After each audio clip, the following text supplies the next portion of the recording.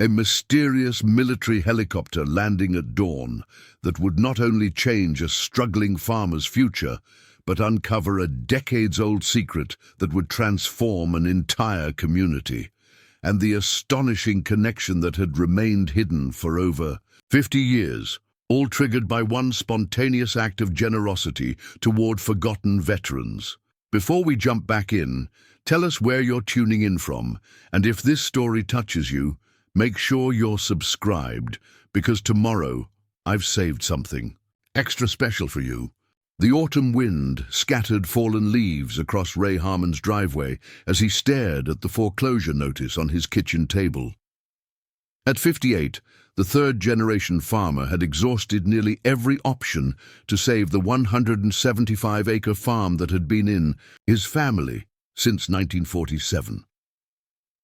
3 consecutive years of drought, followed by this season's devastating hailstorm, had left him with a mountain of debt, a partial harvest he couldn't afford to bring to market, and exactly 4,427.16 in his checking account, nowhere near enough to make the loan payment due in 15 days. "Dad, I made sandwiches," called his daughter Melissa from the kitchen. At 26, she had returned home after completing her nursing degree, hoping to help save the family farm while applying for hospital positions in neighboring counties. "Thanks, sweetheart. Any luck with Ridgemont Memorial?" "Still on a hiring." "Freeze," she said, glancing at the foreclosure notice, "but I have an interview at the VA hospital next Tuesday." The VA. Ray's thoughts immediately went to the small Veterans Assistance Center he'd driven past yesterday in Millerville. He'd noticed a group of men gathered outside, some clearly homeless, waiting for the facility to open. The sight had struck him deeply, especially after recognizing Dave Connolly, who'd graduated ahead of him in high school before heading to Vietnam. "What are you thinking about?" Melissa asked, noticing his distant expression. Ray hesitated, then shared the idea that had kept him awake most of the night. "We've got about 40 acres of vegetables that survived the hail. Not pretty enough for the supermarkets, but perfectly good food." "I know. We can't afford the labor to harvest it all." "What if we don't sell it?" Ray said slowly. "What if we give it away to the veterans?" That morning, Ray called the Veterans Assistance Center and reached Sarah Collins, the overworked director who managed the facility on a shoestring budget. "Fresh vegetables, as much as we can use." Her disbelief was evident. "Mr. Harmon, that would be extraordinary. Our food budget was cut again last month."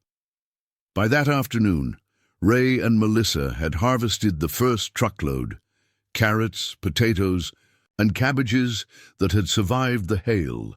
They drove into Millerville and pulled up behind the small rundown building that housed the Veterans Assistance Center. Sarah Collins met them at the door, a tall woman with prematurely gray hair and the focused efficiency of someone perpetually managing crises with inadequate resources. "I still can't believe you're doing this," she said, organizing several veterans to help unload. Among the helpers was Dave Connolly, thinner and grayer than Ray remembered, with the weathered look of someone who had spent too many nights outdoors. "Harmon? Ray Harmon? Lambert High, right?" Dave's handshake was firm despite his circumstances. "Your family had that big farm out on County Road 8. "Still do, at least for a couple more weeks," Ray replied honestly. "Bank has other ideas after that." As they unloaded the vegetables, more veterans gathered around. Sarah explained that the center served over 200 veterans in the county, many struggling with housing insecurity and inadequate support for service-related disabilities. "Fresh food like this? You have no idea what it means," she said. "Most of our supplies are canned goods about to expire. Real fresh vegetables are a luxury." Before departing, Ray extended an invitation. "Anyone willing to help harvest is welcome at the farm tomorrow. We can't pay, but you can take home whatever extra you can use." The next morning, Ray and Melissa were surprised when 2 vans pulled into their farmyard, carrying 15 veterans ready to help. Dave Connolly had organized the group, which included men and women ranging from Vietnam-era veterans to those who had served in Afghanistan and Iraq. What had begun as a simple act of generosity transformed into something unexpected. Veterans, with farming backgrounds, offered harvesting advice. A former Army logistics officer organized the transportation system. By midday, they had harvested more in a few hours than Ray and Melissa could have managed in days.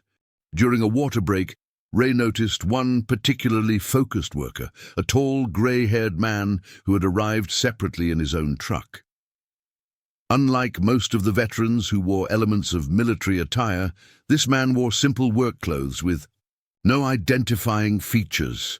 "That's Colonel Wilson," Dave explained quietly. "At least that's what everyone calls him. Doesn't talk much about his service, but he volunteers at the center sometimes." The man they called Colonel approached during lunch. "Your timing is providential, Mr. Harmon," he said, his voice carrying the measured cadence of command despite his casual setting.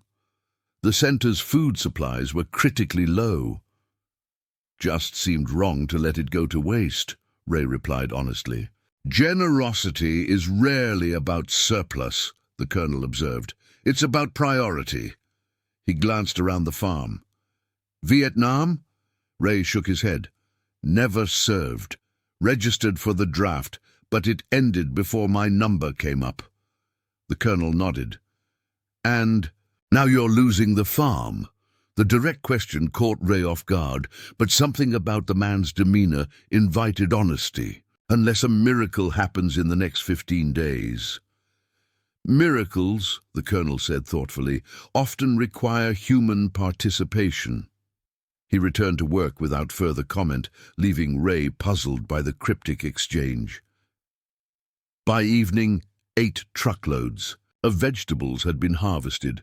The veterans had organized an efficient system, with produce going to the assistance center, a food pantry that served veteran families, and the remainder distributed among the workers themselves. As the vehicles departed in the golden light of sunset, Sarah remained behind. "What you've done today will feed hundreds of veterans for weeks." "I should be thanking them," Ray replied, genuinely moved. "They harvested more than I could have managed before everything rotted in the fields." "That's who they are," Sarah said, simply. "Even those struggling the most still look for ways to serve others. It's ingrained." After Sarah departed, Ray and Melissa sat on their porch, physically exhausted, but somehow lighter in spirit. The farm would still face foreclosure in 2 weeks, but today's work had given meaning to their final harvest. "Dad," Melissa said thoughtfully, "did you notice how that Colonel guy kept looking at the north section? He asked me some odd questions about when Grandpa bought that land." Ray had indeed noticed the man's interest in the undeveloped 30-acre section, rocky ground his father had purchased cheaply in the 1960s, but had never fully utilized. Probably just making conversation. As darkness fell over what would likely be one of their final nights on Harmon land, Ray found himself strangely at peace. Whatever happened with the farm, today's connection with the veterans had affirmed something essential about purpose and community that transcended property ownership. What Ray Harmon couldn't possibly know as he finally drifted off to sleep was that his spontaneous act of generosity had set in motion events that would not only change his family's future, but would uncover a long-buried secret that would transform the entire community's understanding of its past, and that the mysterious colonel who had worked silently alongside the veterans was far more than he appeared to be. Before dawn the next morning, Ray awakened to an unfamiliar sound, the rhythmic thumping of helicopter rotors approaching his farm. Looking out his bedroom window, he was astonished to see military vehicles turning into his driveway, led by a black SUV with government plates. And descending from the early morning sky onto his north field was a massive olive-green helicopter, bearing the unmistakable insignia of the United States Army. Ray hastily pulled on jeans and a flannel shirt as Melissa appeared in his doorway, eyes wide with confusion. "Dad, there are soldiers in our driveway, actual soldiers, and a helicopter. Just landed in the North Field. Stay inside until we figure out what's happening," Ray instructed, though his own confusion was evident as he peered through the living room window. Through the early morning mist, he could see 4 military vehicles parked in his farmyard. Uniformed personnel established a perimeter while others set up what appeared to be communications equipment. The black SUV had parked directly in front of his porch, and from it emerged several serious-looking individuals in dark suits, unmistakably federal agents of some kind.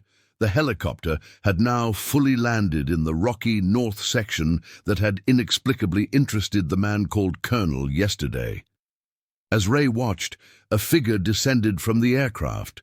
A tall, distinguished man in full military dress uniform, adorned with the 4 stars that identified him as a high-ranking general. A firm knock at the front door startled both Ray and Melissa. Outside stood a young female army officer with captain's bars and a clipboard, flanked by one of the suited individuals. "Mr. Harmon, I'm Captain Jessica Reeves, aide to General Michael Townsend. The General requests a few minutes of your time regarding a matter of national security." "National security? On my farm?" Ray's disbelief was evident. "If we could come inside, sir, the General will explain everything directly," the suited man added, presenting credentials identifying him as Department of Defense. Ray hesitated only briefly before inviting them in. Whatever was happening, resistance, seemed both futile and unnecessary. As they entered, he noticed Melissa had already put on coffee, a small act of hospitality amid the surreal situation. Captain Reeves spoke into her radio, and within minutes the black SUV approached the house. From it emerged the grey-haired man Ray had known yesterday only as Colonel, now transformed by his formal uniform into an unmistakably powerful military figure. "Mr. Harmon," General Townsend greeted him with the same measured voice he had used while harvesting vegetables, though now it carried the full weight of his authority. "Thank you for your hospitality yesterday. I apologize for the dramatic entrance this morning, but after confirming certain details overnight, time became essential." Ray found himself shaking hands with the man who had worked alongside him in the fields just hours earlier. "You weren't just volunteering at the Veterans Center." A slight smile crossed the General's otherwise serious expression. "I was, though admittedly with additional purpose. May we sit down? What I'm about to share is classified but directly relevant to your property." In the kitchen, now crowded with military and government personnel, General Townsend spread out several maps on the table, satellite images overlaid with surveying coordinates, focused specifically on Ray's north section. "Mr. Harmon, your family purchased this 30-acre section in 1967 from the Whitaker estate, correct?" "Yes, my father bought it as a potential woodlot. It's mostly rocky terrain, not suitable for farming." The general nodded. "What your father couldn't have known, what no civilian knew, was that this particular section of land contains something of significant military importance." He pointed to specific coordinates on the satellite image. In 1962, during the height of the Cold War, the Department of Defense established a series of emergency communications bunkers throughout this region. Small, self-contained facilities designed to maintain critical communications in the event of nuclear attack. Ray and Melissa exchanged incredulous looks as the general continued. Most of these facilities were decommissioned and removed during the 1980s. However, this particular bunker contained specialized equipment that made complete decommissioning problematic. Rather than removal, the facility was sealed and the land sold with certain classified restrictions that somehow disappeared from the record during transfer to your father. "There's a Cold War bunker under our farm?" Melissa asked, her disbelief evident. "Approximately 20 feet below the surface," Captain Reeves confirmed, "powered by an independent system designed to remain operational for decades without maintenance." Ray struggled to process this information. "And you discovered this? Now how?" "Through you, Mr. Harmon," the general replied simply. "Your actions yesterday triggered a sequence of events I could never have anticipated." He explained that his scheduled visit to the region had included a routine inspection of the Veterans Assistance Center. When he heard about Ray's donation, he decided to join the harvesting effort personally, partly to show support, but also to better understand the challenges facing rural veterans. When I realized which property we were on, I recognized the coordinates immediately from classified briefings, but I needed to confirm before taking action. One of the suited officials, who introduced himself as Dr. Lawrence from Defense Intelligence, added further context. "We've been searching for this particular facility for nearly 3 years, Mr. Harmon. Records were imperfectly maintained during that era. Your property matches coordinates in recently declassified documents that suggest this bunker contains crucial historical intelligence." General Townsend leaned forward, his expression direct. "Mr. Harmon, we need your permission to access this facility. While we could invoke national security protocols, I prefer to respect property rights whenever possible, especially after witnessing your generosity yesterday." Ray considered the extraordinary situation. "You're saying there's a government facility beneath land my father purchased legally over 50 years ago, and now you need to access it?" "That's correct. And time is of the essence." Ray exchanged glances with Melissa, who gave a slight nod. "Well, General, I suppose you'd better show me exactly where this bunker is located and what you intend to do." As they prepared to visit the site, Captain Reeves discreetly drew Ray aside. "Mr. Harmon, there's something else you should know. The General ran a background check on your family last night. Standard protocol in these situations. He's aware of your financial circumstances." Ray stiffened slightly. "My foreclosure isn't a national security matter." "No, sir. But the General believes there may be a connection between your family's history and this facility that goes beyond coincidence." She hesitated before adding, "He specifically asked about military service in your family before we arrived." Outside, military personnel had established a secure perimeter around a seemingly unremarkable rocky area in the north section. Sophisticated equipment had been unloaded from the helicopter, including what appeared to be ground-penetrating radar systems. "General." Townsend led Ray and Melissa to a specific location marked by surveying equipment. "According to our records, the access point should be approximately here, concealed beneath natural rock formations. Technical specialists operated equipment that mapped subsurface structures, quickly confirming the presence of something substantial beneath the seemingly ordinary landscape.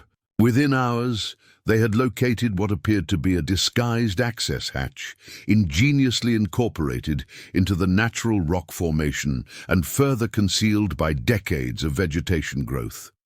"Remarkable engineering," Dr. Lawrence commented. "Without precise coordinates and modern equipment, this would be nearly impossible to locate." As military engineers prepared to open the long-sealed entrance, General Townsend turned to Ray. "Before we proceed, there's a question I need to ask. Did your father ever mention military service prior to purchasing this farm?" The question seemed odd, but Ray answered honestly. "Dad was in the army during World War II, Pacific Theater mostly. He didn't talk about it much, like many of his generation." His full name? Robert James Harmon. Everyone called him Bob. The general exchanged significant glances with Dr. Lawrence before continuing. "And he purchased this farm in 1947, correct? Directly after his military service?" Ray nodded, increasingly confused by this line of questioning. "The original homestead, yes. This north section came 20 years later." Before the general could respond, an engineer approached with urgent news. Sir, we've accessed the entry system. It appears to be still operational after all these years. The group gathered around as specialists carefully opened the concealed hatch, revealing a steel ladder descending into darkness. Powerful lights illuminated what appeared to be a remarkably preserved underground facility, a concrete bunker, approximately 30 feet square, with walls lined with equipment racks, communications gear, and what appeared to be document storage systems. Remarkable, breathed Dr. Lawrence, completely intact after all this time. As technical teams established proper lighting and ventilation, General Townsend prepared to descend. Mr. Harmon, as the property owner, would you care to accompany the first inspection team? I believe you may find what's inside personally relevant. Ray and Melissa followed the military personnel down the ladder into what felt like stepping back in time. The bunker was a perfectly preserved Cold War relic, analog. Equipment, period furnishings, and walls lined with classified document storage. Despite decades of abandonment, the facility's self-contained power and environmental systems had maintained remarkable preservation. As specialists began carefully examining the communications equipment, General Townsend led Ray to a specific document cabinet marked with classified designations. Dr. Lawrence carefully opened the cabinet using security protocols, revealing folders with the highest level of Cold War-era security classifications. This is what we've been searching for, the general explained. During the early 1960s, a specialized intelligence unit operated out of facilities like this one, analyzing information too sensitive for regular channels. Their work remained classified for decades, but recent events have made accessing their analyses crucial for current security assessments. As Dr. Lawrence began examining the documents with evident excitement, Ray noticed the general studying him with unusual intensity. "There's something else you should see," General Townsend said, directing Ray to a different section of the bunker. Here, personal effects had been preserved, photographs, notebooks, and what appeared to be unofficial records kept by the facility's operators. The general carefully removed a framed photograph from the wall, a black and white image showing 7 military men in 1940s Army uniforms, standing before what appeared to be a Pacific island landscape. "Do you recognize anyone in this photograph, Mr. Harmon?" Ray studied the image, his expression shifting from polite interest to shock as he identified a familiar face, much younger but unmistakable. That's my father, second from the right." "Yes, Staff Sergeant Robert Harmon, Signal Corps Intelligence Division, 1944. The general's voice carried a note of quiet revelation. "What your father never told you, what he was never permitted to tell you, was that he wasn't just any soldier.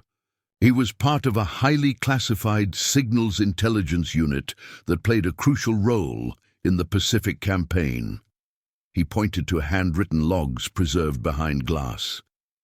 "This facility wasn't randomly placed, Mr. Harmon. Your father was one of the original designers of this communications network. And when the government needed to establish this particular bunker in 1962, they specifically sought to place it on land where a trusted former intelligence operative could serve as an unwitting guardian." Ray struggled to process this information. "You're saying my father knew about this place?" "Not explicitly. The program was compartmentalized. Land was purchased through civilian proxies with your father specifically identified as the preferred buyer. He was never officially informed, but the selection wasn't coincidental." As Ray absorbed this revelation about his father's classified past, Melissa called from across the bunker, "Dad, you need to see this," in what appeared to be a personal storage area. She had discovered a metal container marked with his father's name and service number. Inside were letters, photographs, and a small leather journal, personal effects Robert Harmon had apparently stored in the facility during its operational period. "He had access," General Townsend confirmed quietly, though officially that fact doesn't exist in any record.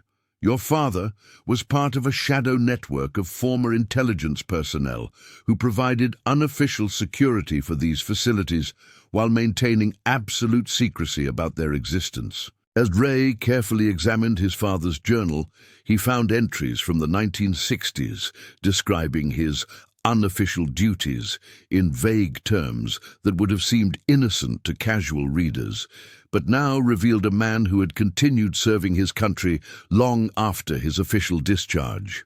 Most significantly, the journal contained entries about the farm itself, how the original homestead had been purchased with special veterans financing, arranged through classified channels as unacknowledged compensation for his intelligence work, and how the subsequent purchase of the north section had been subtly facilitated by his former commanders.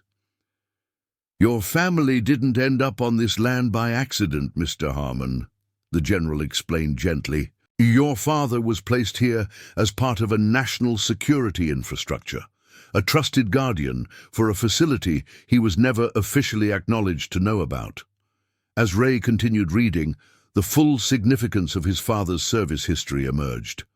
The struggling farm that had sustained 3 generations of Harmons had itself been part of a classified national security network, a cover for activities that had helped protect the nation during its most dangerous Cold War periods.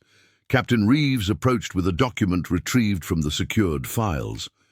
"General, I believe you'll want to see this immediately." The general's expression shifted from professional interest to personal concern as he reviewed the document. "Mr. Harmon, this facility contains information of even greater significance than we anticipated. The intelligence archived here may be crucial to preventing a current security situation." As Ray watched military personnel carefully documenting and securing the bunker's contents, he struggled to reconcile the father he had known, a quiet, hard-working farmer who rarely spoke of his war service, with this newly revealed identity, and a covert intelligence operative who had continued serving his country in secret for decades after coming home. "Why wouldn't he tell me any of this?" Ray asked, more to himself than anyone else. "Because he couldn't," General Townsend answered gently. "The security protocols of that era were absolute. Revealing his role would have compromised not just his mission, but potentially dozens of similar operations throughout the country. Your father made the sacrifice of silence, carrying a significant part of his life's work without recognition or acknowledgement even from his own family. By late afternoon, the technical teams had established a temporary command center in Ray's barn, coordinating the secure transmission of critical intelligence to Washington while continuing to document the bunker's contents. The general had arranged for the farm's access road to be temporarily restricted, with an official cover story about geological survey work to avoid raising local suspicions. As evening approached, General Townsend requested a private conversation with Ray and Melissa on the farmhouse porch, away from the official activity. "Your father's service record has been classified for over 70 years, he explained. "The work he and his unit performed saved countless lives, but due to its classified nature, has never been officially acknowledged." The general removed a folder from his briefcase. "In light of what we've discovered today, I've received authorization to share certain information with you and to address your current situation." He handed Ray official documentation revealing that the farm's north section, due to its classified status, had never been legally transferred to private ownership despite the appearance of normal property records. Technically, it remained government property under deep cover. This creates both a complication and an opportunity, the general explained.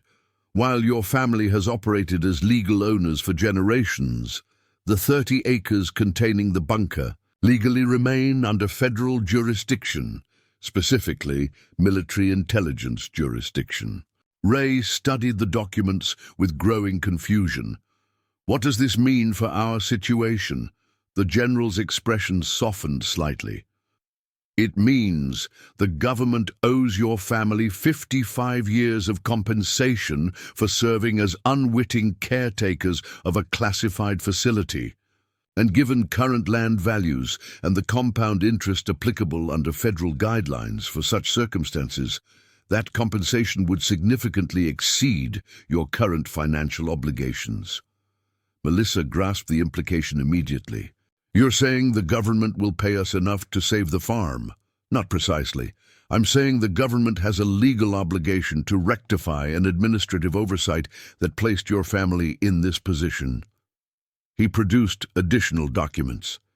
These authorize immediate compensation of $1.2 million for the decades of unacknowledged service, with options for either formal purchase of the 30 acres or continued arrangement under clarified terms. Ray stared at the figure in disbelief. This would more than cover the foreclosure amount. Several times over, the general confirmed, though there are conditions attached, primarily related to ongoing security protocols for the facility and the classified nature of what we've discovered here today. As darkness fell over the farm, Ray stood at the edge of the north section, watching military personnel securing the bunker entrance with new, sophisticated locking systems. The helicopter had departed, but a small security detail would remain on site for several days as the historical intelligence was processed and evaluated. Tomorrow, the veterans who had helped harvest his crops would return to find their simple act of community support had triggered events beyond imagination. The revelation of a Cold War secret, the discovery of a hidden chapter of local history, and the salvation of a family farm that had been all along much more than it appeared. What had begun as Ray's spontaneous act of generosity towards struggling veterans had uncovered his father's long secret legacy of service, and in doing so had secured his family's future in ways he could never have anticipated when he first decided to give away his harvest rather than let it rot in the fields. The general's helicopter hadn't just brought a 4-star officer to his farm. It had delivered the key to understanding a family legacy that had remained hidden for generations, waiting for the right moment to emerge from the shadows of classified history. Morning sunlight filtered through the kitchen windows as Ray sat at his table, the foreclosure notice now tucked beneath a folder of official government documents. He'd barely slept, his mind racing with revelations about his father's secret life and the implications for his family's future. The bank called, Melissa announced, joining him with coffee. They've received notification of an impending wire transfer. The loan officer sounded completely baffled. Ray nodded absently, still processing yesterday's events. General Townsend works quickly. He said the veterans will be here at 9 to continue harvesting, Melissa reminded him. How much do we tell them? The general was clear about that. Nothing about the bunker or Dad's classified work, just that we've resolved our financial issues through a government settlement related to the north section. The sound of vehicles approaching drew them to the porch. Instead of the veterans' vans, they found a small convoy of unmarked government vehicles. Captain Reeves emerged from the lead car, now dressed in civilian clothes, but maintaining her military bearing. Mr. Harmon, General Townsend sent me to brief you before the veterans arrive. Washington has authorized the declassification of certain historical materials that provide context for your father's service, though the bunker's existence remains classified. She handed him a leather portfolio. These documents officially acknowledge your father's role in the Pacific Theater intelligence operations and his subsequent contributions to national security. The general felt your family deserved this recognition, even if much of his work must remain redacted.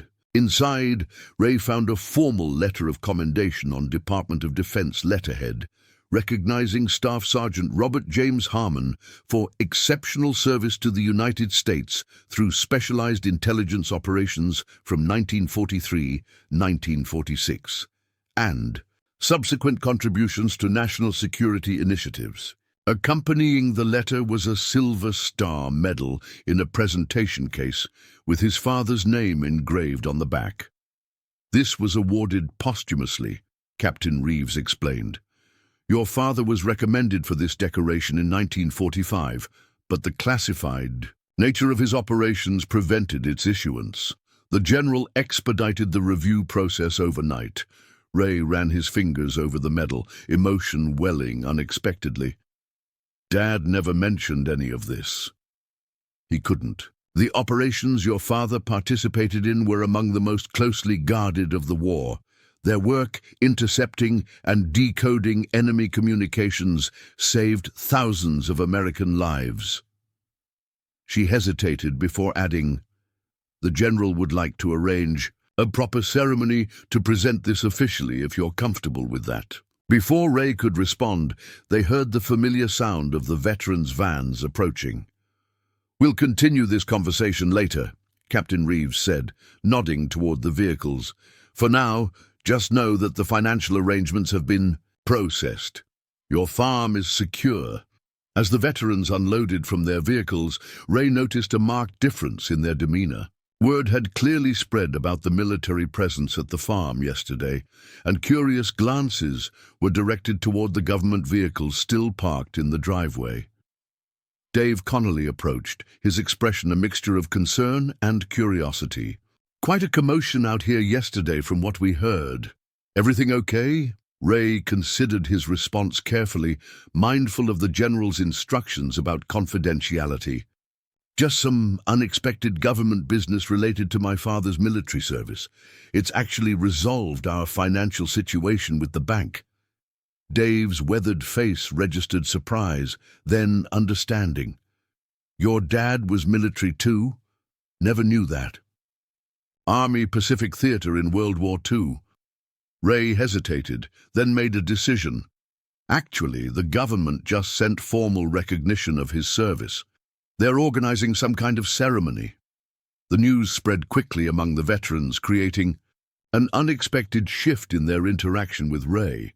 What had begun as charitable assistance to a struggling farmer had transformed into something more complex. A connection through shared military heritage that transcended their different generations and experiences. As they prepared to continue harvesting, Sarah Collins arrived with additional volunteers and news of her own. "The center's been contacted by General Townsend's office," she informed Ray privately. "They've arranged for permanent funding through a veterans support initiative. They're calling it the Harmon Project." Ray's surprise must have been evident as Sarah continued, "Apparently there's some connection between your property and veterans services that goes back decades. The general's aide was cryptic about details, but said your father's work laid the groundwork for this program." Throughout the morning, Ray worked alongside the veterans with a new perspective. These weren't just people he was helping through a charitable donation. They were the inheritors of his father's legacy, connected through an unbroken line of service that stretched back to those Pacific islands where Robert Harmon had begun his classified work. As they broke for lunch, the veterans gathered in the shade of an old oak tree. Dave, who seemed to have assumed an unofficial leadership role, cleared his throat to gain everyone's attention. "So we've been talking," he began, gesturing to the group. "Seems like your dad was one of us, Ray, and it sounds like the government's finally acknowledging whatever he did all those years ago."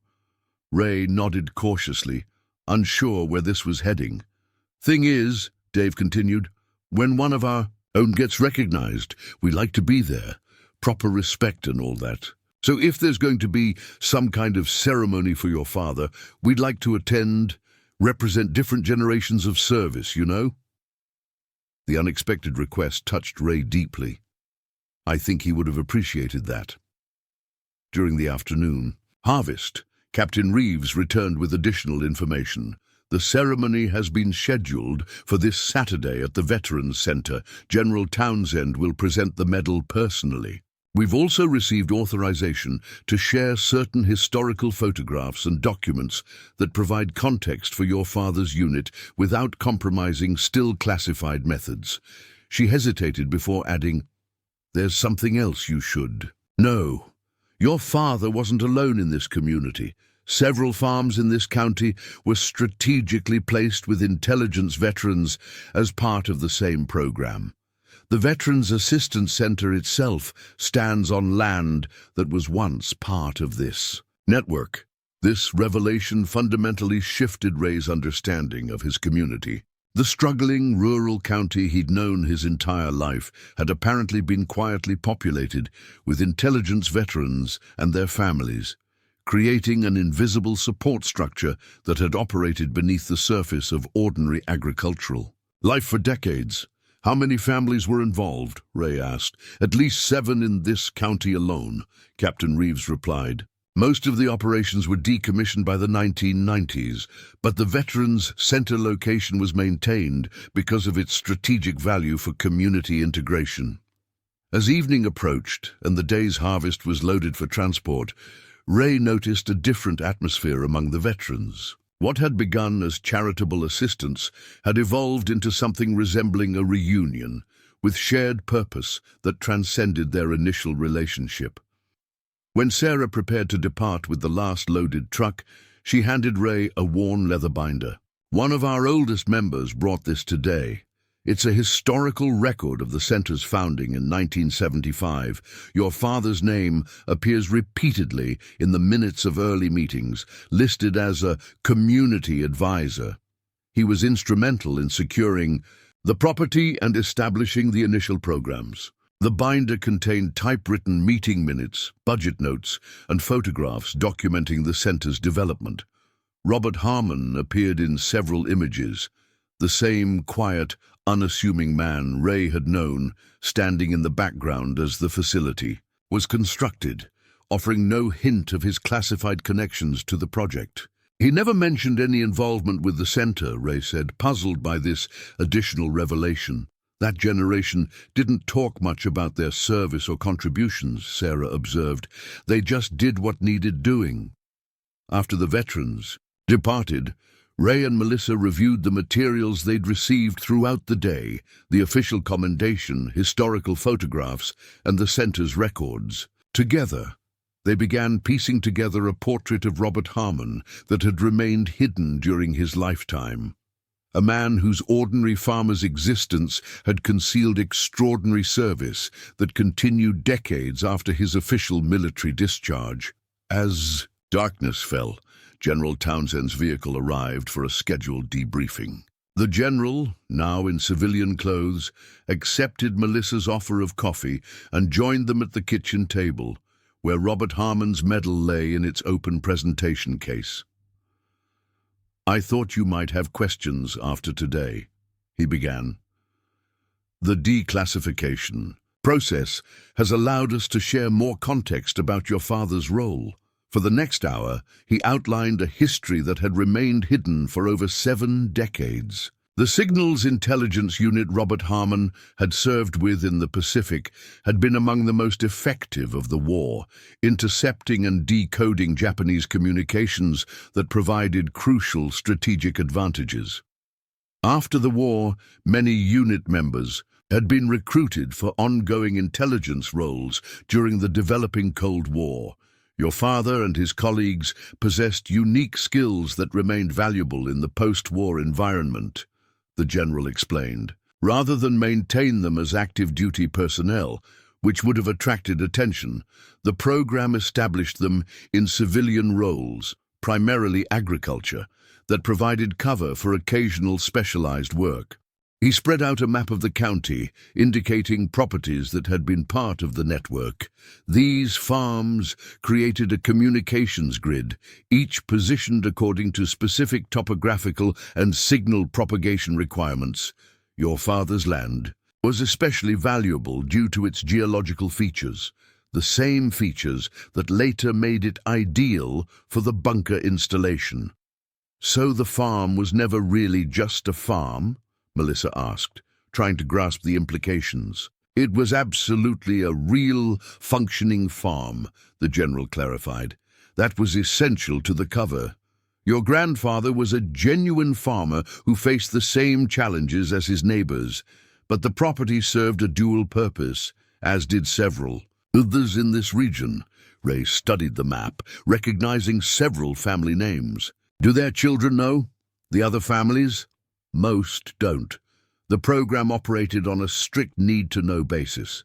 Some operations were compartmentalized to the extent that participants weren't aware of others in the same program.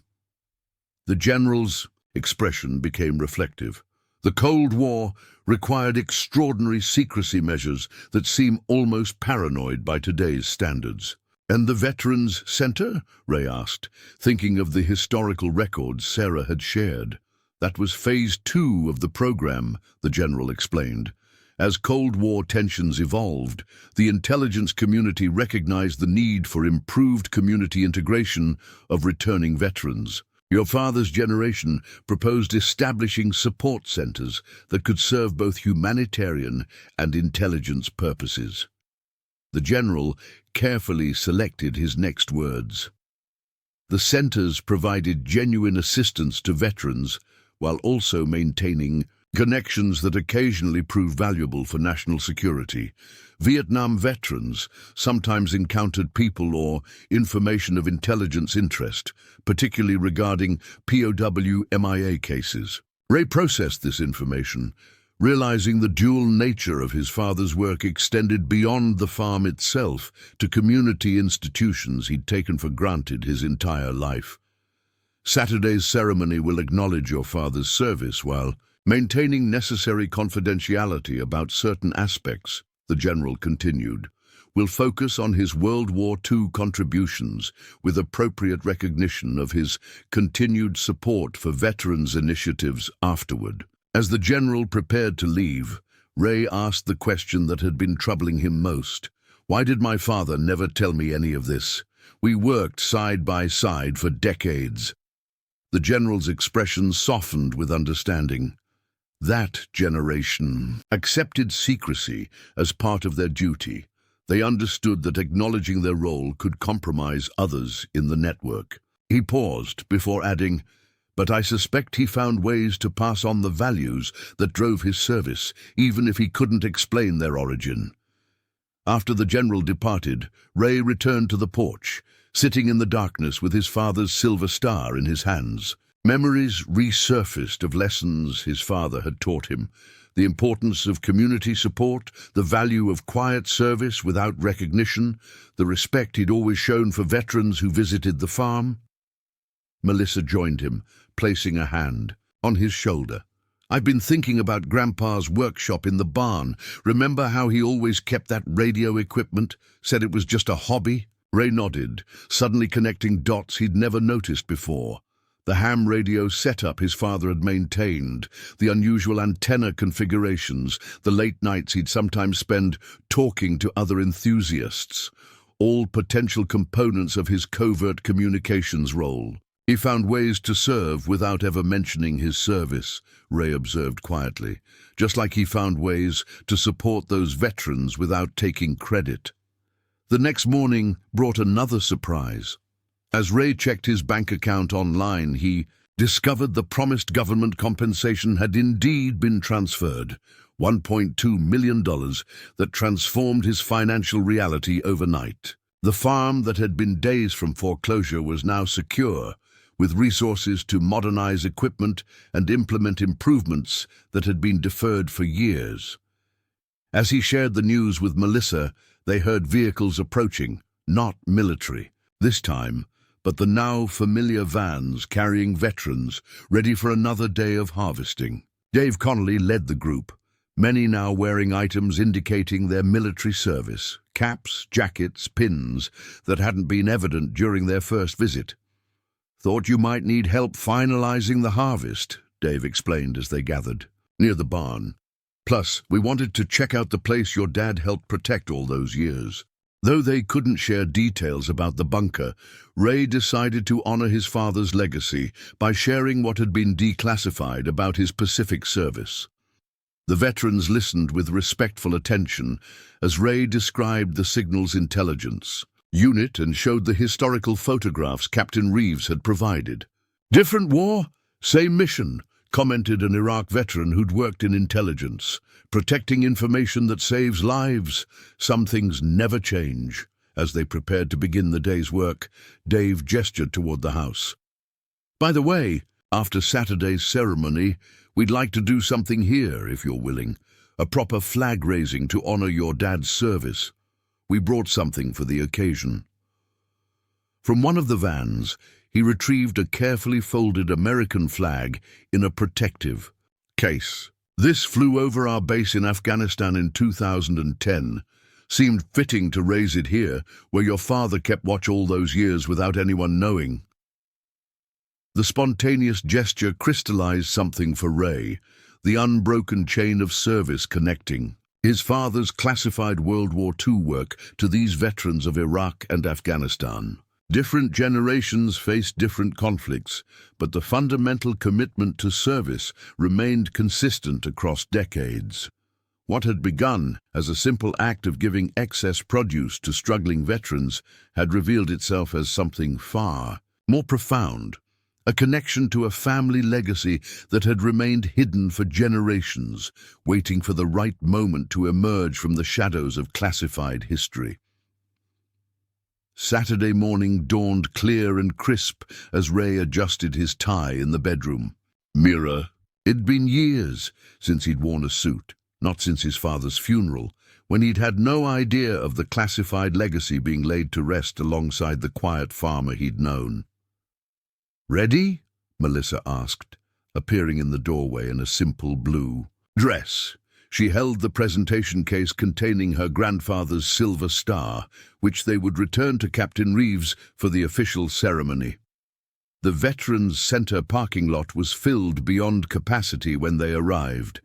Vehicles spilled onto the surrounding grass, and a military honor guard stood at attention near the entrance. What had been planned as a modest ceremony, recognizing Robert Harmon's long classified service, had clearly expanded into something much larger. Sarah Collins met them at the door, her usually practical attire replaced by a formal suit. "It's grown a bit beyond what we expected," she explained with a bemused smile. "When word spread about a declassified World War II intelligence operation, people started calling. Veterans, families of the other farms involved, local officials, even some folks from Washington." Inside, the center's main meeting room had been transformed.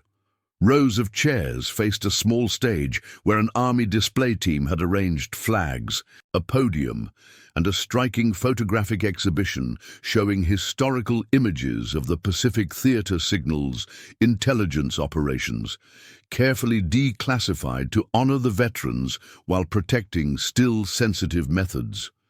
Most surprising was the attendance. Beyond the expected military personnel and the veterans who had helped with the harvest, Ray recognized numerous neighbors and community members, including several elderly individuals whose farms, he now realized, had likely been part of the same classified network as his father's.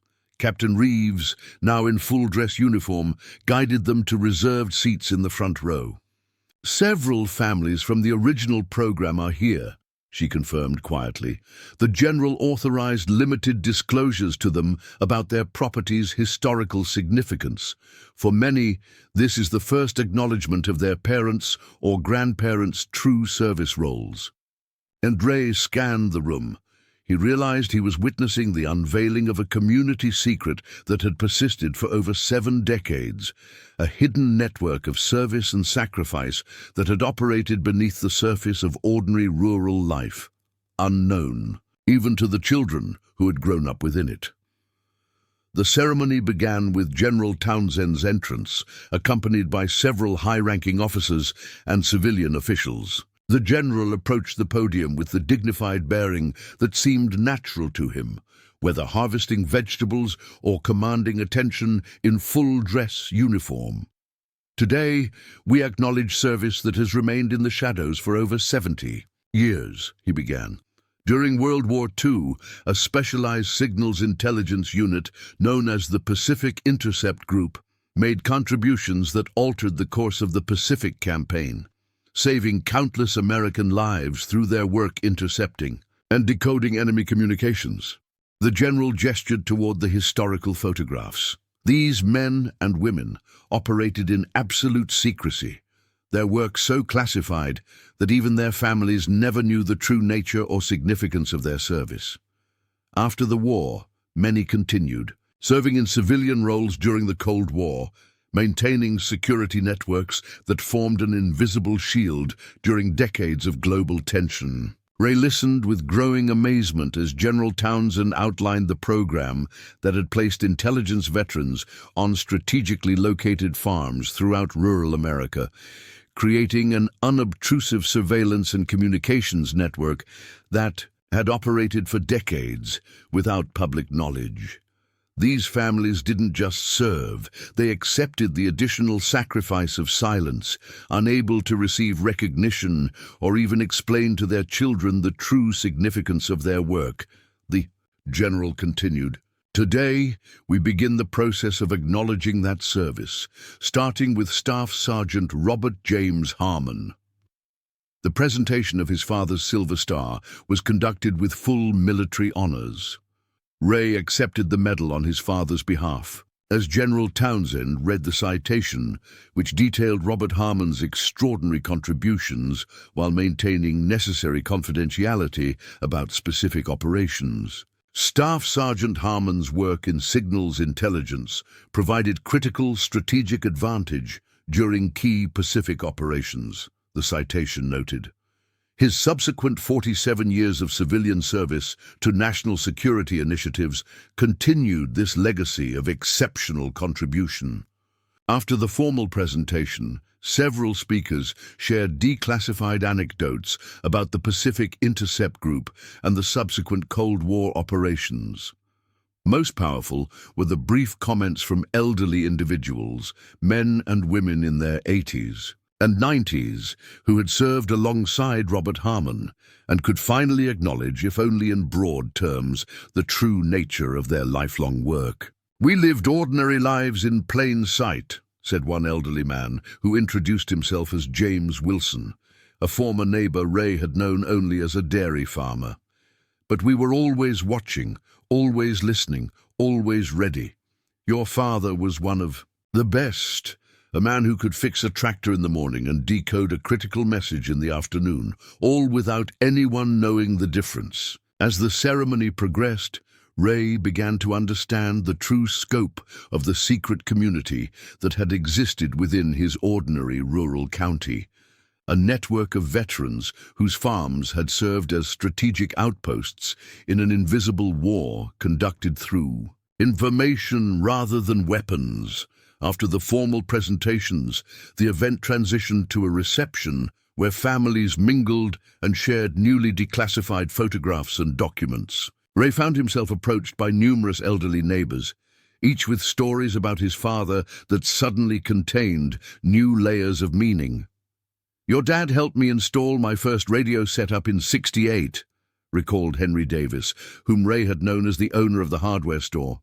"Said it was for ham radio enthusiasts, but now I understand why he was so particular about the frequency capabilities and antenna configuration." Throughout the reception, Ray noticed General Townsend moving systematically through the crowd, spending time with each family connected to the historical program. When he finally reached Ray and Melissa, his formal demeanor had softened to something more personal. "Your father would be proud today," the general observed, "not just of the recognition, but of how you've honored his legacy through your own actions." Ray raised an eyebrow questioningly. "Your decision to donate your harvest to struggling veterans," the general clarified. "It's exactly the kind of community support your father valued, the reason he helped establish the Veterans Center in the first place." Sarah Collins joined them, animated with excitement over the implications for the center's future. "The Harmon Project funding is already being implemented," she explained. "It includes agricultural programs that will connect veterans with farming opportunities and create sustainable food systems for veterans' facilities nationwide. My father's work continues, Ray realized aloud.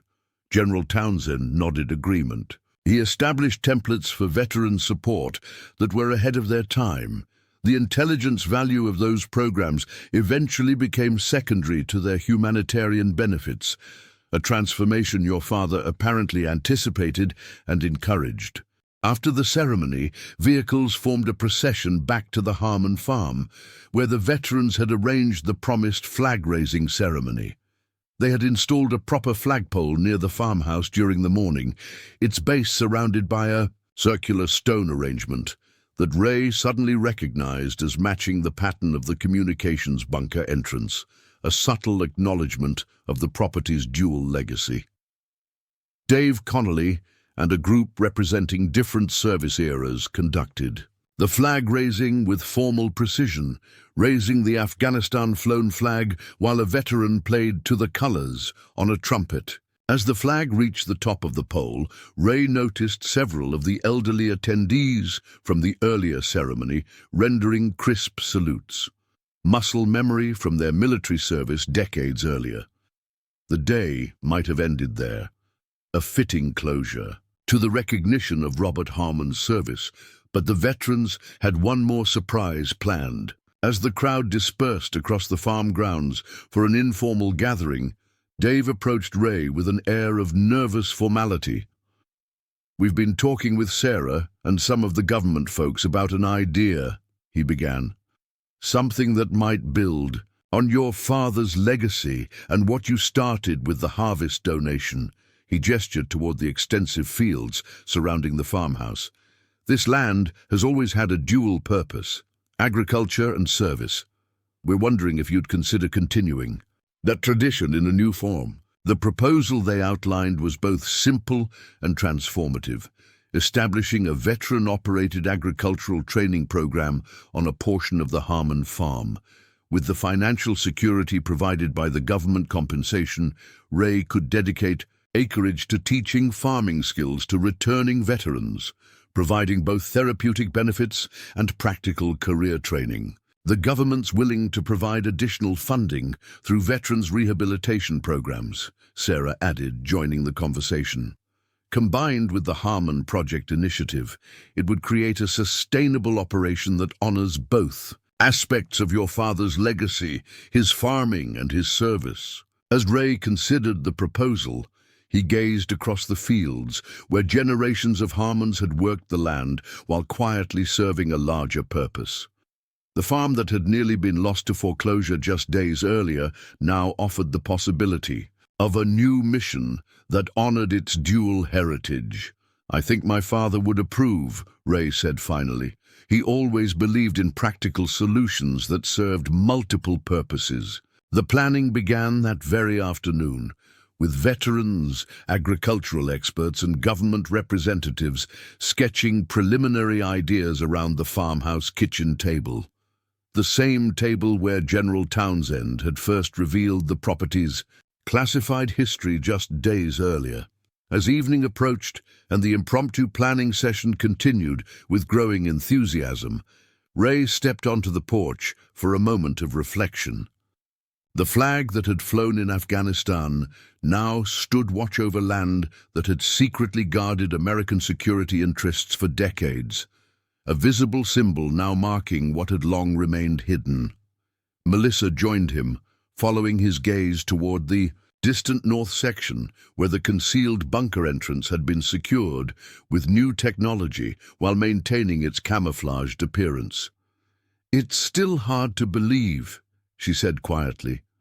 "All those years we thought this was just a struggling farm. It was actually part of something much bigger." "The struggle was real enough," Ray observed. "That was part of the cover and part of the sacrifice. Dad faced the same challenges as any farmer, just with additional responsibilities no one could know about. And now we honor both parts of his legacy," Ray replied, watching the veterans and officials engaged in animated planning inside. The farm continues its agricultural purpose while also serving veterans, both in plain sight without need for secrecy. As darkness fell, most of the visitors departed with promises to return for further planning sessions. The veterans who had first helped harvest the vegetables remained last, helping to clear away the day's debris before gathering for a final moment at the new flagpole, now illuminated by spotlights installed by an engineering specialist from among their group. Dave Connolly stepped forward, expressing what seemed to be a consensus among the veterans. What your father did, serving quietly without recognition for all those years, that's something we understand. Different generations, different wars, but the same commitment. He gestured toward the flag. This place has always been about service. We're honored to be part of continuing that tradition. As the veterans finally departed and quiet settled over the farm, Ray returned to the porch swing his father had built decades earlier. The Silver Star Medal rested in his hand, its significance now clear in ways he could never have imagined. When he'd made the spontaneous decision to donate his harvest rather than watch it rot in the fields. What had begun as an act of generosity born from financial desperation had revealed itself as part of a continuing legacy, connecting his father's classified Cold War service to contemporary veterans through the enduring values of community, support, and unheralded sacrifice. The general's helicopter hadn't just brought military authority to the farm that dramatic morning. It had delivered the key to understanding a family heritage that had remained hidden for generations, waiting for the right moment to emerge and evolve into something new that honored the past while building toward the future. Ray placed the medal on the porch railing, catching the moonlight as he surveyed the land that had supported 3 generations of his family. While secretly serving national security interests none of them had fully understood until now. The farm's dual purpose would continue, though transformed for a new era, supporting veterans openly rather than housing classified operations. The foreclosure notice that had prompted his desperate decision to donate the harvest now seemed like a distant memory, replaced by possibilities he could never have anticipated when he first noticed those struggling veterans outside the assistance center. His impulsive act of generosity had set in motion events that revealed not just his father's hidden past, but a path toward a meaningful future.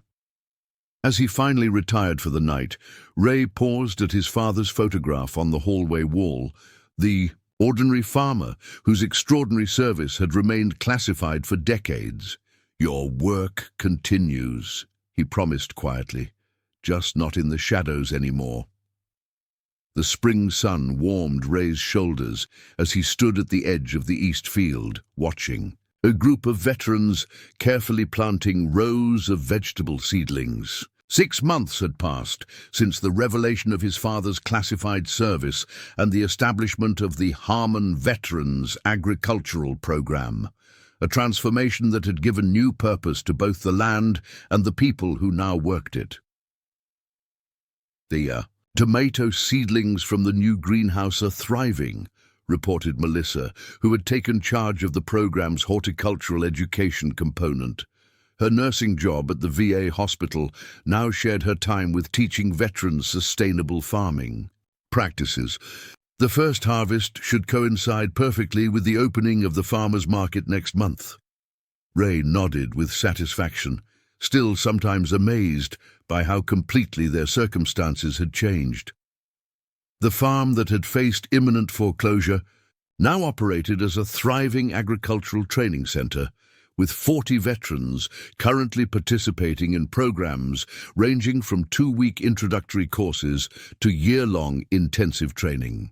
The government compensation that had saved the farm from financial ruin had been reinvested in modern equipment, greenhouse facilities, and renovations to several outbuildings that now served as classrooms and processing facilities. General Townsend's office called this morning, Melissa continued. He's bringing a congressional delegation next week. Apparently, they're considering using the Harmon program as a model for similar initiatives nationwide. The national attention had been unexpected, but seemed fitting given the property's history of serving national interests. What had begun as Ray's spontaneous act of generosity had evolved into something with implications far beyond his initial vision, a synthesis of his father's dual legacy in both agriculture and service. Dave Connolly approached from the training area, where he now served as one of the program's peer mentors. The former homeless veteran had found purpose in helping others navigate the transition to civilian life through agricultural work, his own experiences providing credibility that formal instructors sometimes lacked. The new group from Fort Carson is settling in well, he reported. 3 combat engineers, 2 communications specialists, and a medic. Good mix of skills.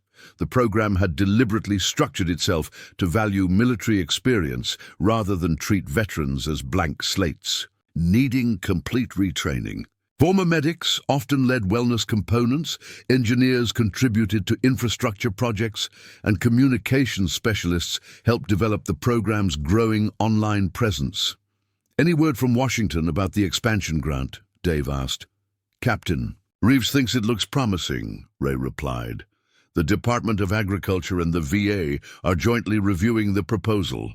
Their conversation was interrupted by the arrival of Sarah Collins's vehicle.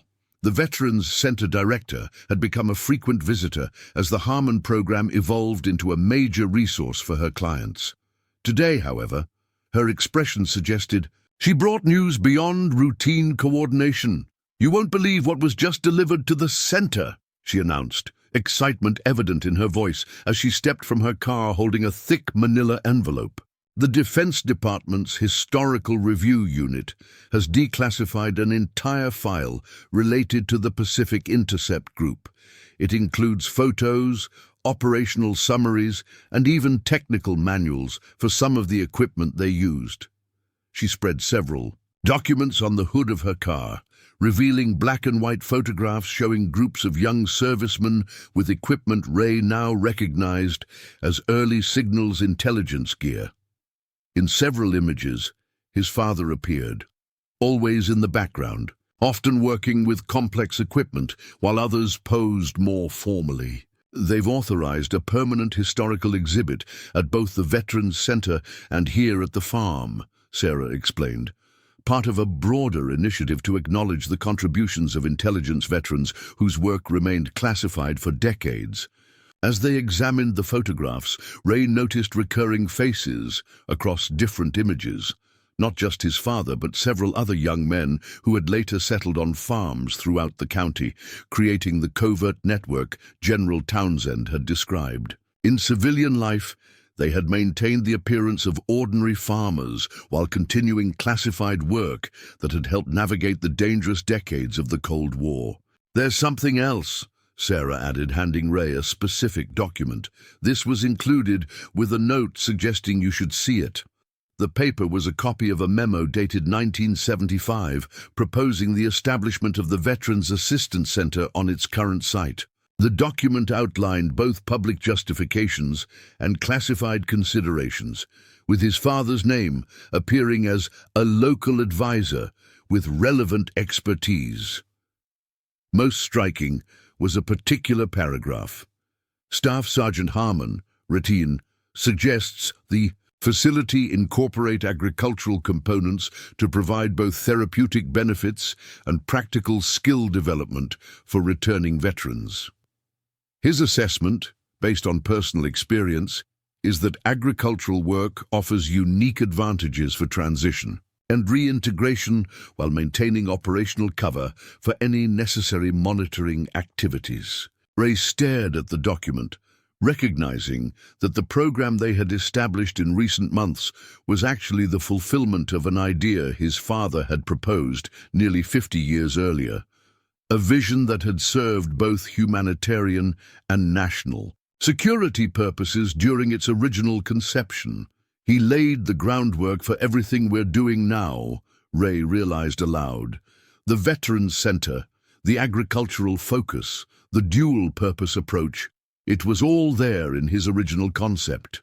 General Townsend had mentioned this connection during the medal ceremony, but seeing his father's direct influence documented in declassified records made the continuity between generations suddenly, vividly clear. The program Ray had initiated, through a spontaneous act of generosity, was actually the continuation and evolution of his father's vision, adapted for a new era with different needs but similar underlying principles. That evening, as the day's training sessions concluded and veterans departed for either their temporary housing in renovated farm buildings or their homes in the surrounding community, Ray found himself reflecting on how completely one desperate decision had transformed not just his circumstances, but his understanding of his family's legacy and purpose. Inside the farmhouse, the small office that had once been his father's den had been converted into a planning center for the program, its walls now displaying both historical photographs of the Pacific Intercept Group and current images of veterans working the land. The juxtaposition of past and present created a visual continuum of service that spanned generations. As Ray reviewed the next day's training schedule, a noise outside drew his attention to the window. A military vehicle had pulled into the driveway, not the dramatic helicopter of that first transformative morning, but an ordinary government car from which emerged Captain Reeves, now a familiar visitor as the military liaison for the program. "I thought you'd want to see this immediately," she explained after Ray invited her inside. "It just received final approval today." She placed a bound document on the desk, a formal agreement between multiple government agencies, establishing the Harmon Veterans Agricultural Initiative as a permanent, nationally recognized program with secure funding and expansion provisions. The farm that had nearly been lost to foreclosure was now designated as a National Veterans Agricultural Training Center, with protected status and resources ensuring its operation for generations to come. "General Townsend pushed this through personally," Captain Reeves explained. "He believes your father would consider this the appropriate recognition of his service, not medals or public acclaim, but the continuation and expansion of work that serves both veterans and the nation." The document included provisions for the North section containing the Cold War bunker, acknowledging its historical significance while ensuring its continued security. What had once been a classified burden hidden within the property had become an acknowledged part of its heritage, still protected but no longer completely secret. Most meaningful to Ray was the program's mission statement, which explicitly recognized the dual legacy of military service and agricultural expertise that his father and others like him had embodied. Drawing on the tradition of veterans who served their nation both in uniform and through civilian agricultural contributions, the Harmon Initiative creates pathways for contemporary veterans to continue this legacy of service through sustainable farming practices that support both individual reintegration and community resilience. As Captain Reeves departed with promises to return for the congressional visit, Ray walked through the quiet evening farmyard, now transformed with new purpose, but still fundamentally the same land his father and grandfather had worked. The newly installed flagpole stood sentinel near the house, the flag now properly illuminated for nighttime display, according to protocol that Dave Connolly had insisted upon.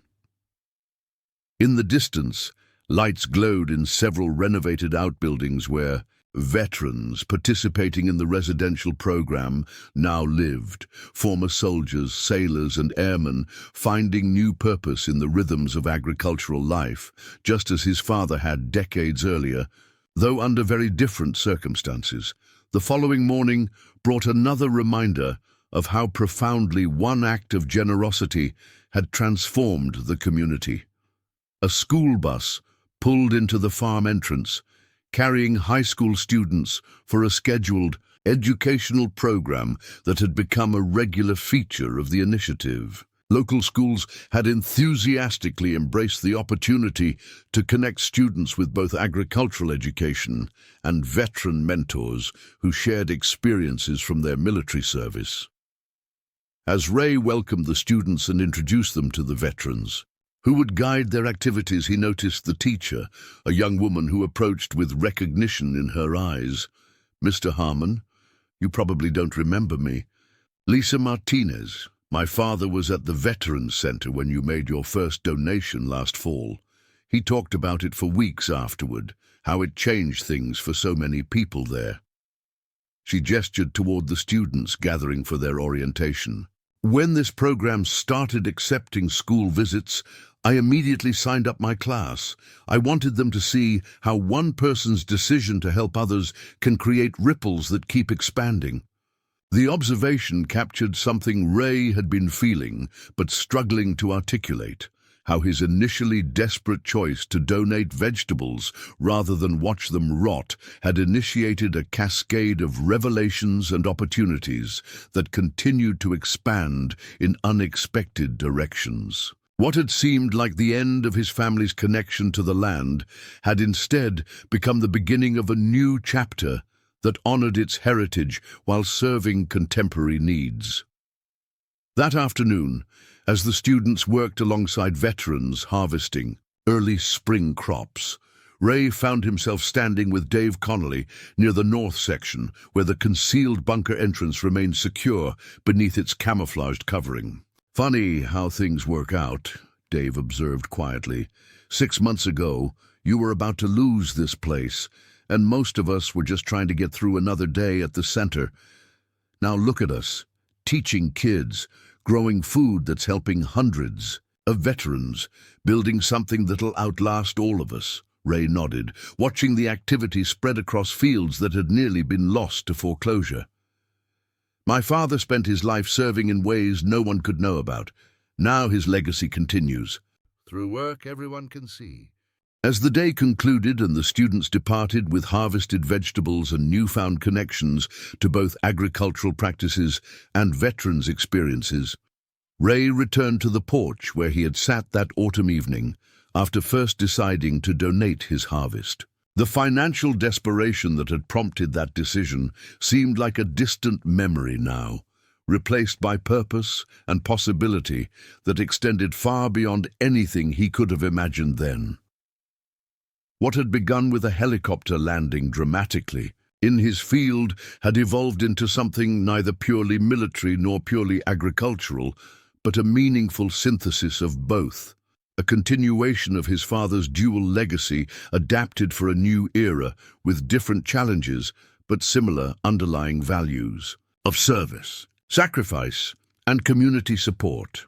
The Silver Star Medal, honoring his father's classified World War II service, now held a place of honor in the farm's small museum space, alongside photographs and carefully declassified documents telling the story of the Pacific Intercept Group and the subsequent Cold War intelligence network. Yet Ray had come to understand that the true monument to his father's service wasn't the medal or the historical display, but the living, evolving work that continued on the land he had tended while quietly serving his country for decades.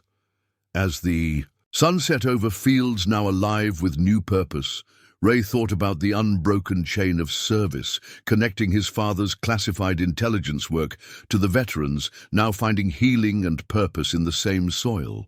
Different generations, different challenges, but the same fundamental commitment to service that transcended both military uniforms and civilian clothing.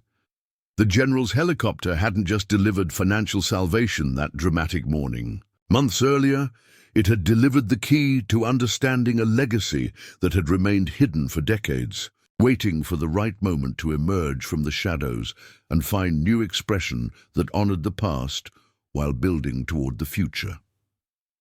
The motorcade of black SUVs and government vehicles kicked up dust along the farm's entrance road as Ray stood beside the newly constructed welcome center, straightening his tie nervously. Today marked a milestone he could never have imagined when he'd first decided to donate his unsellable vegetables to struggling veterans just 1 year earlier. "Relax, Dad," Melissa said, smoothing her own professional attire. "You've briefed congressional delegations twice already. This is just more of the same." The Secretary of Veterans Affairs wasn't at those meetings, Ray pointed out, watching. As the vehicles approached, neither was General Townsend in his official capacity.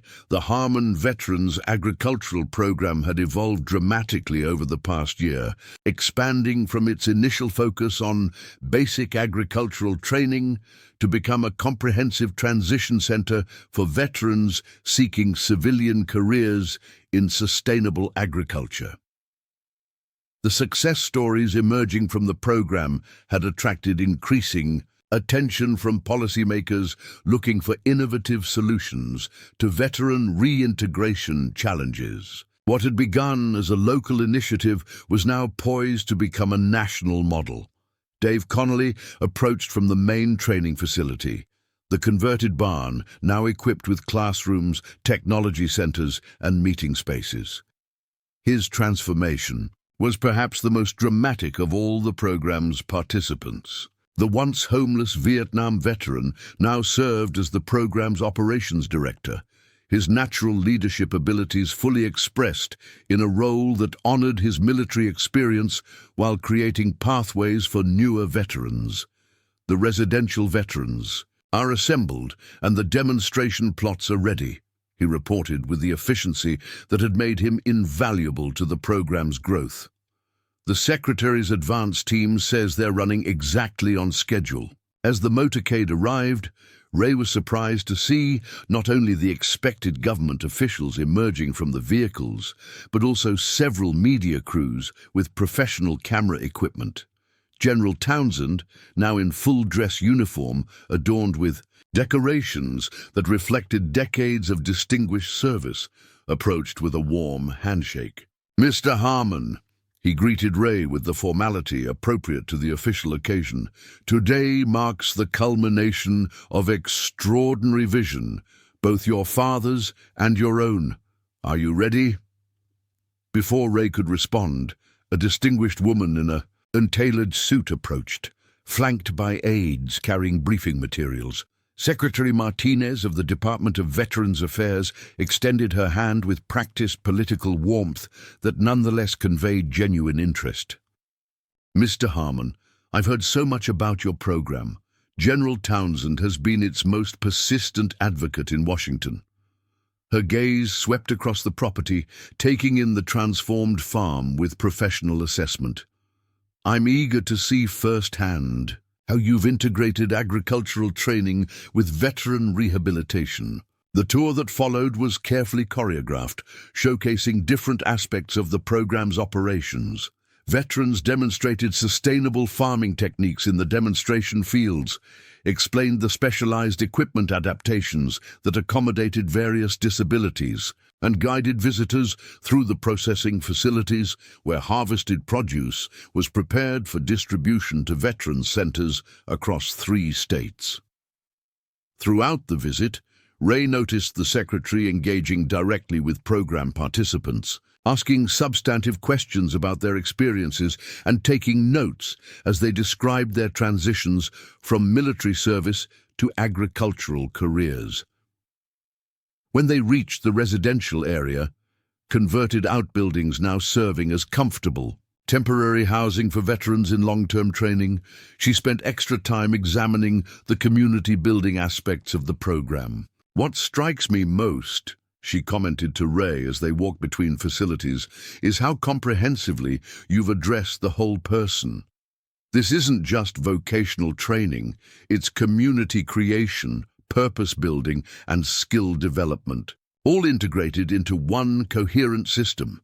"That was my father's vision," Ray acknowledged. "The declassified documents we found show he understood how agricultural work could serve multiple purposes, providing practical skills while creating space for healing and transition." As the tour concluded at the small museum space dedicated to the Pacific Intercept Group and the farm's classified history, General Townsend rejoined them, accompanied by several senior military officers who had been examining the properties. Security arrangements around the still classified bunker area.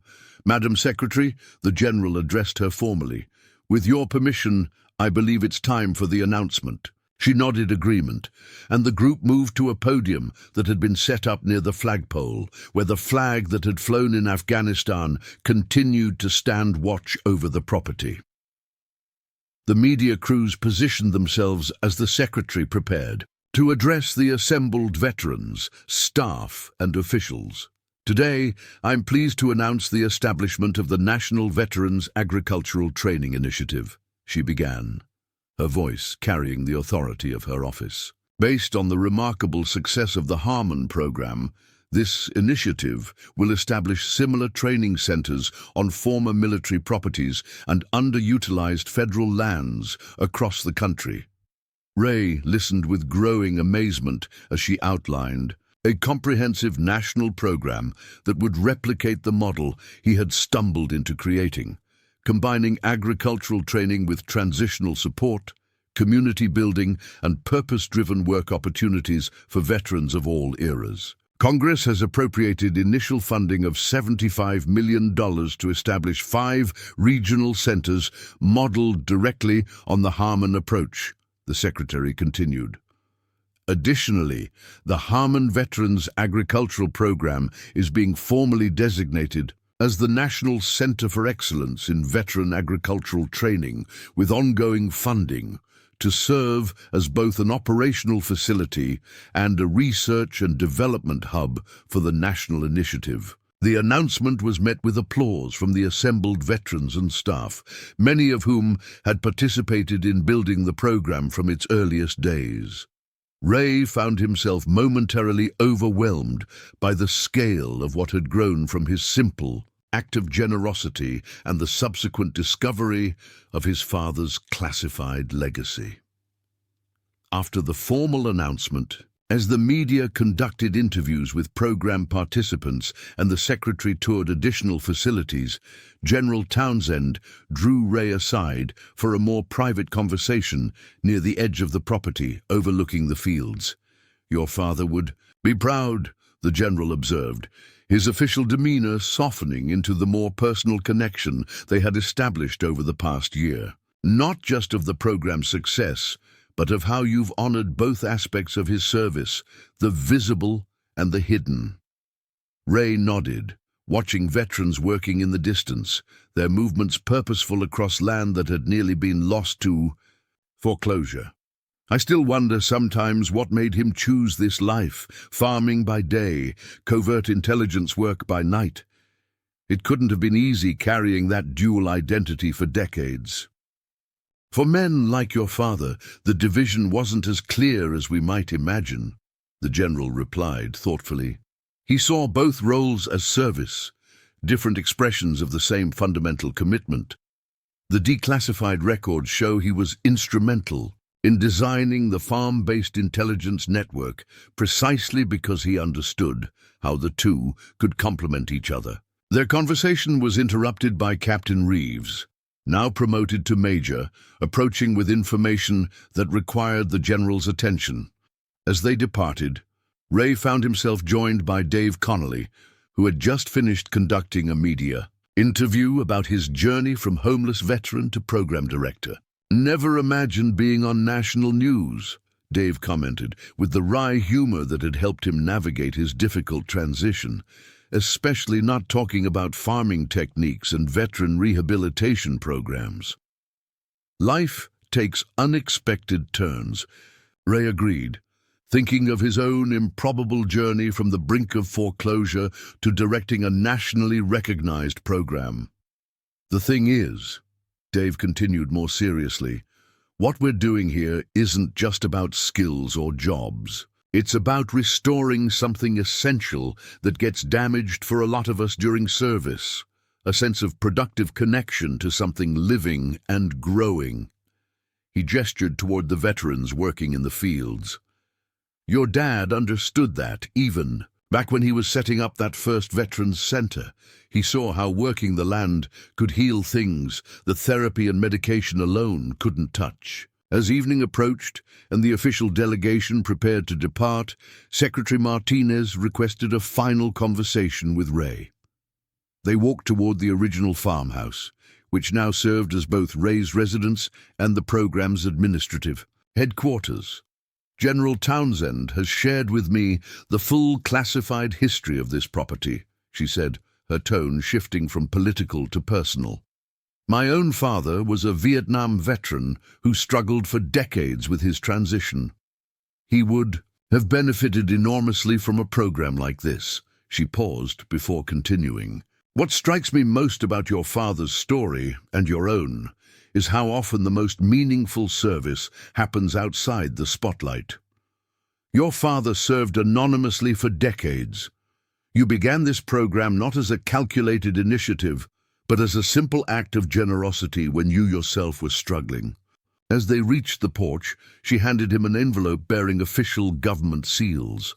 This contains the formal designation documents for the National Center status, along with the initial funding authorization. But I wanted you to have something else as well. From her portfolio, she produced a letter on Department of Defense letterhead. The Historical Review Unit has completed its declassification assessment of your father's complete service record. This acknowledges the full scope of his contributions to national security from 1943 until his death. It will be entered into the permanent record at the National Archives, ensuring his service is never again hidden from history. After the delegation departed and the farm settled into evening routine, Ray sat on his porch, watching the last light fade over fields now, alive with purpose that extended far beyond agricultural production. The spontaneous decision he'd made 1 year earlier, donating vegetables rather than watching them rot, had triggered a cascade of revelations and opportunities that had transformed not just his family's circumstances, but hundreds of veterans' lives and now national policy. In his hands, he held the letter acknowledging his father's decades of classified service, finally telling the complete story of Robert Harmon's dual life as farmer and intelligence operative. The document formally recognized what Ray had come to understand intuitively, that his father's two roles had never been truly separate, but rather complementary expressions of the same fundamental commitment to service. As darkness fell, lights came on in the residential buildings where veterans in the long-term program were engaged in evening activities, some studying agricultural techniques, others participating in peer support groups, many simply enjoying the community they had built together. The property that had nearly been lost to foreclosure now hummed with purposeful activity that would continue long into the future, secured by its new national designation. What had begun with the dramatic arrival of a military helicopter had evolved into something with implications far beyond one family farm, a national initiative that would replicate this model of healing, purpose, and community for thousands of veterans across the country. And at its core remained the dual legacy of Robert Harmon, the visible work of farming and the invisible work of service, now unified in a program that honored both equally. The flag that had flown in Afghanistan remained illuminated through the darkness, standing watch over land that continued to serve national interests, though in ways very different from its classified Cold War role. What had once required secrecy now flourished in the open, transforming lives through the simple but profound work of nurturing growth in both soil and human spirits. As Ray finally rose to enter the house, he paused at his father's photograph, now displayed alongside his silver star and the newly delivered documentation of his complete service record. "Your work continues," he said quietly to the image of the ordinary farmer whose extraordinary service had remained hidden for so long. And now, It's growing beyond anything either of us could have imagined. 5 years had passed since the helicopter landed in Ray Harmon's North Field, changing not just his family's trajectory, but reshaping national approaches to veteran reintegration. The autumn morning air carried a familiar crispness as Ray walked through the orchard that had been planted in the program's second year, apple trees now tall enough to bear their first substantial harvest, their branches heavy with heritage, varieties chosen for both historical significance and market value. "The golden russets are ready," called a voice from among the trees. Dave Connolly, now the program's executive director following Ray's semi-retirement to an advisory role, moved between the rows with the ease of someone completely at home in agricultural work. The new group from Walter Reed wants to handle the picking as part of their introduction. Ray nodded approval, watching as a van arrived carrying the newest cohort of program participants, veterans still early in their recovery journey, many with visible injuries from recent conflicts. What had begun as a desperate attempt to prevent his harvest from rotting in the fields had evolved into a comprehensive rehabilitation program that annually served over 300 veterans directly at the farm and influenced thousands more through its satellite operations across the country. "Hard to believe it's been 5 years," Dave commented as they walked back toward the main complex. "Remember when this was just you and Melissa trying to figure out how to save the farm?" The property was nearly unrecognizable from those days of impending foreclosure. The original farmhouse still stood at the center, but it was now surrounded by purpose-built training facilities, residential units, processing centers, and community spaces that collectively formed the National Center for Excellence in Veteran Agricultural Training.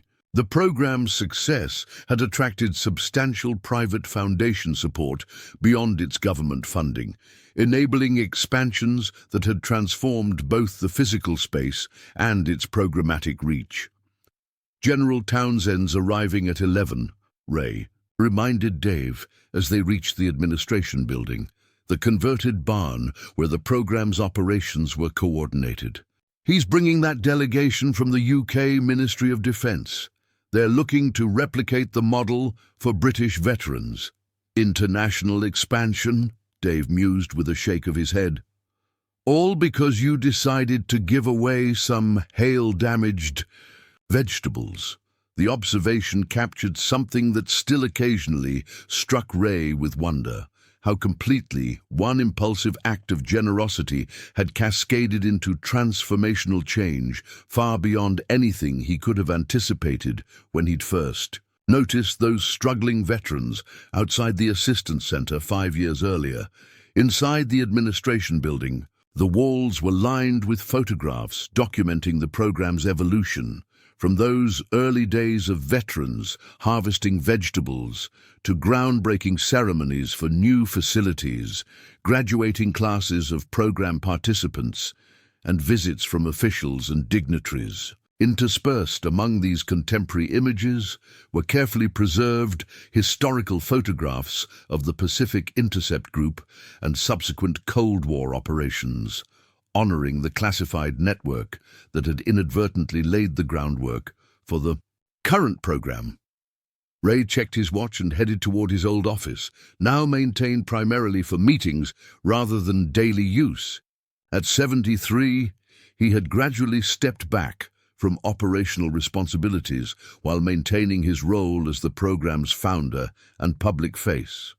After securing the farm's future and establishing the program's foundations, he had deliberately created space for others, particularly veterans themselves, to assume leadership positions.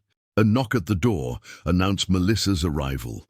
At 31, she had emerged as the program's chief innovation officer, constantly developing new approaches that integrated agricultural training with therapeutic support for veterans facing diverse challenges. Her nursing background had proven invaluable in designing accommodations that allowed veterans with various disabilities to participate fully in agricultural work. "The experimental therapy garden is ready for the tour," she reported, The participants are especially proud of the sensory section they designed for veterans with TBI and PTSD symptoms. As they reviewed preparations for the day's visit, Ray noticed a particular photograph on his desk, the original image of his father and the other members of the Pacific Intercept Group standing beside their equipment in the Pacific Theater. The classified history that had remained hidden for decades now served as foundation and inspiration for work conducted openly, with the intelligence aspects transformed into healing opportunities for contemporary veterans. "Sometimes I wonder what Dad would think of all this," Ray remarked, gesturing toward the window where the property's transformation was visible across the landscape. "It's so different from his era of classified operations, yet built on the same fundamental principles." "I think he'd recognize the continuity," Melissa suggested. "Different expression, same values." Their conversation was interrupted by the distinctive sound of helicopter rotors approaching, not the dramatic military transport of 5 years earlier, but the sleek government helicopter that now regularly brought officials to visit the nationally recognized program. As they moved to the landing area, Ray spotted General Townsend's familiar figure emerging from the aircraft, accompanied by several British military officers in formal uniforms. "Ray," the general greeted him with the warmth of their 5-year association. "These gentlemen have been studying your model for months. They're particularly interested in how the program balances agricultural training with therapeutic elements." The tour that followed showcased the program's evolution from its modest beginnings to its current comprehensive approach. Veterans in various stages of the program demonstrated techniques they had mastered, explained innovations they had developed, and shared personal stories of transformation through agricultural work. Most powerful was the visit to the residential community, where veterans who had once struggled with homelessness, addiction, or isolation now lived in a supportive environment that combined independence with connection. Several residents who had been with the program since its earliest days served as guides, their own journeys from crisis to stability providing powerful testimony to the model's effectiveness. "The key element isn't just the agricultural training," one resident explained to the visitors. "It's the combination of meaningful work, supportive community, and connection to something living and growing. When you've been in combat, that connection to life and growth becomes particularly powerful." When they reached the small museum dedicated to the property's classified history, now expanded with additional declassified materials released over the intervening years, General Townsend provided context for their international visitors. "What makes this program unique is its foundation in dual service," he explained. "The intelligence network that operated here during the Cold War created a template that unintentionally proved perfect for veteran reintegration, combining agricultural work with purposeful service to larger national interests." As the tour concluded at the original farmhouse, Ray found himself standing beside the flagpole where that first Afghanistan-flown flag had been raised. It had been replaced several times over the years as veterans brought flags with special significance to them, each transfer marked by a ceremony that honored both past and present service. The current flag had been presented by the program's first international participants, Canadian veterans who had served alongside American forces in Afghanistan and had subsequently joined the program to bring its methods back to their own country. The international expansion that had begun with that first Canadian connection now extended to partnerships with veteran support organizations in multiple allied nations. After the official delegation moved on to meetings with program staff, Ray found himself alone at the flagpole, reflecting on the journey from that autumn day when he'd faced the impossible choice between letting his harvest rot or finding some way to salvage meaning from his apparently failed farming career. "Penny for your thoughts," came a familiar voice. Sarah Collins approached, now Director of Regional Veteran Services Coordination, after the Veterans Center had expanded to become a hub for multiple support programs. Her early faith in the potential of Ray's spontaneous donation had been justified beyond anything either of them could have imagined. "Just thinking about how things connect in ways we can't see at the time," Ray replied. "That day I called you about donating vegetables. If you'd been too busy to take the call, or if I'd decided to just plow the crops under instead." Sarah nodded, understanding. "Small decisions with enormous consequences, but I think some things are meant to find their way into the world. Your father laid groundwork he never knew would blossom this way. You planted seeds without knowing what would grow from them." As they walked back toward the main complex, Ray noted how seamlessly the old and new elements of the property had been integrated, the classified bunker entrance now secured and preserved as historical heritage, the farming operations modernized. With sustainable technologies, the new facilities designed to complement rather than replace the original agricultural character of the land. "The Congressional Oversight Committee is coming next month," Sarah mentioned. "They're considering additional funding to expand the satellite programs to all 50 states. From one farm to a national network," Ray mused. "Hard to believe sometimes." The remainder of the day was filled with the routine activities that kept the program functioning. Training sessions, therapeutic activities, administrative meetings, and the ongoing agricultural work that remained at the heart of the model. Ray participated where needed, but increasingly found himself in the role of witness rather than director, observing how completely the program had evolved beyond its founder to become a self-sustaining ecosystem of healing and purpose. As evening approached and the day's official visitors departed, Ray found himself drawn to the north section where the concealed bunker entrance remained secured beneath its camouflaged covering. This physical connection to his father's classified work had become a place of personal reflection over the years, a tangible reminder of the hidden service that had inadvertently created the foundation for the visible work now flourishing across the property. The sound of footsteps behind him announced Dave Connolly's approach. "Thought I might find you here," he said, joining Ray in looking out over the property as the setting sun cast long shadows across the fields. "Always seems to draw you back when you're thinking deeply about something." Ray nodded acknowledgement. "Been thinking about full circles lately, how my father's generation served in ways they couldn't talk about, while now veterans are finding healing through work they proudly share with the world. Different times, different needs," Dave observed, "but the same fundamental connection to the land and to purpose beyond oneself." As darkness settled over the farm, lights came on throughout the complex, in the residential buildings where veterans were engaged in evening activities, in the community center where support groups met, in greenhouses where specialized growing operations continued around the clock. The property that had nearly been lost to foreclosure now pulsed with life and purpose that would continue long into the future. Ray's gaze settled on a particular light, the lamp that now permanently illuminated the flagpole, keeping watch through the darkness, just as his father had maintained vigilance during his decades of classified service. The visible and the hidden, the past and the present, now integrated into a coherent whole that honored all aspects of service across generations.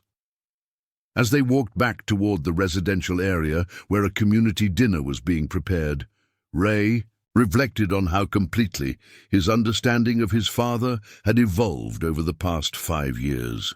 The quiet farmer, whose work had seemed narrowly focused on agricultural production, had been revealed as a man of extraordinary breadth: signals intelligence operative, covert network designer, veterans advocate, and visionary who had created templates that continued serving national interests long after his death. "You know what still amazes me most?" Dave said as they approached the welcoming lights of the community center.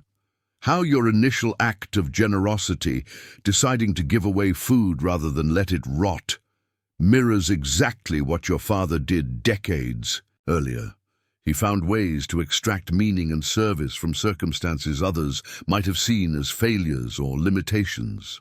The observation crystallized something Ray had felt but never quite articulated, that his spontaneous decision 5 years earlier had been not just a desperate measure in financial crisis, but an unconscious continuation of values his father had lived by throughout his dual life of visible farming and hidden service. Entering the community center, they found the evening meal in progress, veterans of different eras, with diverse backgrounds and varied challenges, sharing food grown on the same land that had nearly been lost to foreclosure.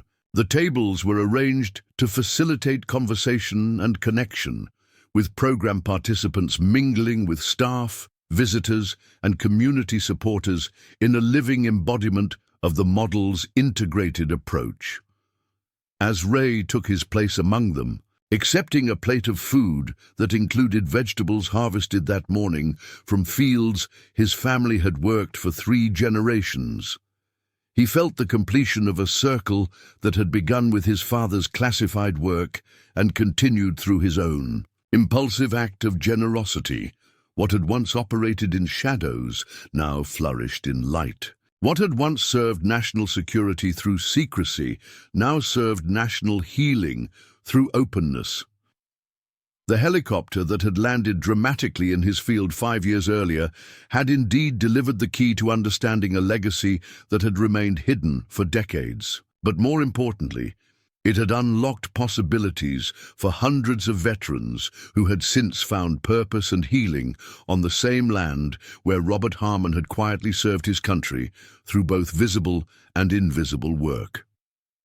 As the meal progressed and conversations flowed around him, Ray caught sight of a new participant, a young veteran recently arrived from Walter Reed, still adjusting to prosthetic limbs and the challenges of redefining purpose after life-altering injury. The uncertainty in the young man's expression reminded Ray of Dave Connolly when he had first arrived to help harvest vegetables 5 years earlier, a veteran struggling to find solid ground in civilian life, unsure of his place or purpose. Watching as experienced program participants naturally drew the newcomer into conversation, Ray recognized the self-perpetuating nature of what they had built. The healing that had begun with his spontaneous decision to donate vegetables had created ripples that continued expanding outward, touching lives far beyond what he could directly influence or even witness. The general's helicopter hadn't just brought military authority that dramatic morning 5 years earlier.